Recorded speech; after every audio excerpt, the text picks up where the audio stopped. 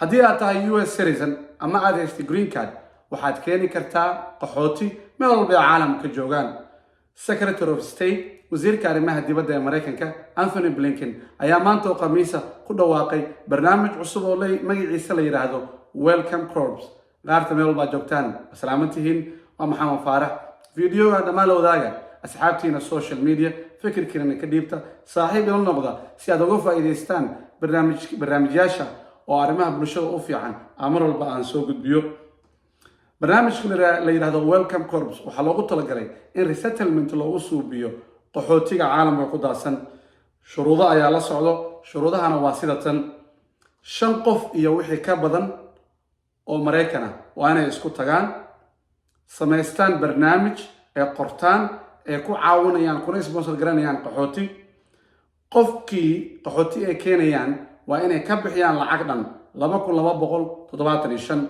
qofkaas ay keenayaan qaxootiga waxaa la marinayaa background check, waa la baarayaa. hadduu ku baaso waxaa la keenayaa Mareykan. 90 beri ugu horeyso waxaa la rabaa qofkaas dadkii keenay inay caawiyaan, guri ka bixiyaan, cuntada, shaqo geeyaan, iskuul geeyaan. lama rabo inay dadkaas qaxootiga keenaan ee sii daadana magaalada ku daadiyaan. waxaa la rabaa in ay caawiyaan ilaa qofkaas uu cagihiisa ku istaago. green cardna dadkaas la keenay waa la siinayaa. haddaba arrinkan maxaa ku kalifay Mareykan? waxaa ku kalifay madaxweyne Biden ayaa 125,000 oo qaxooti ay yiri waan keenayaa sanadkii horeeto. barnaamijkaas ayaa socon waayay. 25,000 oo qof kaliya ee dowladda Mareykan keentay. 100,000 ay gaab u dhaxeeyo. sidaas daraadeed waxay arrinkan dowladda Mareykan keentay marka immigration policy cusub oo barnaamijkan ku magacaawday in dadka Mareykanka ay ka qayb qaataan inay qaxootiga ay rabaan meel walba caalamka ha joogay ay keenaan. waa markii ugu horeysay in ka badan 40 sano barnaamijkan dowladda Mareykanka ay ku dhawaaqdo aw dadka Mareykan caaladooda, familkooda, carruurtooda, waalidiintooda kaliya ayaa loo ogolaa inay keenaan. laakiin hadda waxaa la yidhi qaxootiga rabtid meel walba caalamka joogay keen adoo raacayo shuruudaha ay idiin soo sheegay. gunaanadkii wasaaradda arrimaha dibadda waxay tiri waxaan sheegayaa qaabkii iyo farsamadii iyo applicationka ayaa idinla wadaagayaa goor dhow. sanadkan aan ku jirno 2023 waxaa loogu talagalay in 10,000 oo Mareykan ah ay keenaan 5,000 oo qaxooti ah. 10,000 oo Mareykan ah waa inay keenaan 5,000 oo qaxooti ah.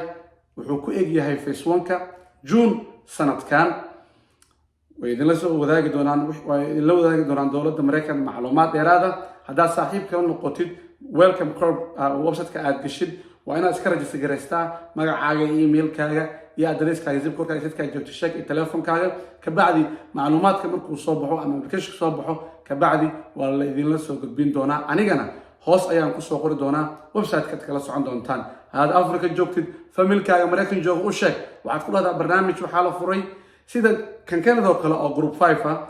Mareykan waxay ka koobi gareeyeen barnaamijkan Canada group 5 oo mar hore ka bilaabmay oo dad yoo badan oo Canadians ay ku keeneen dadkooda qaxootiga iyo caaladooda familooda ku keeneen Mareykanna. kabacdi markuu arkay barnaamijkaas inuu successful noqday ay dadkooda hadeertaan u fureen.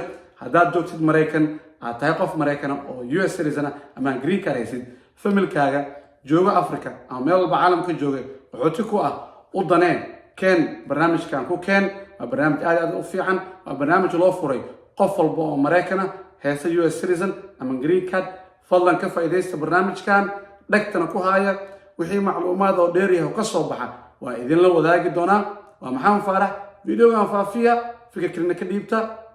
Soomaali badan oo qaxooti ah oo Africa joogo ama waddankeena joogo barnaamijkan wuxuu u yahay guul iyo farxad aan ku keeni karno dalka Mareykanka. waa mahadsantihiin.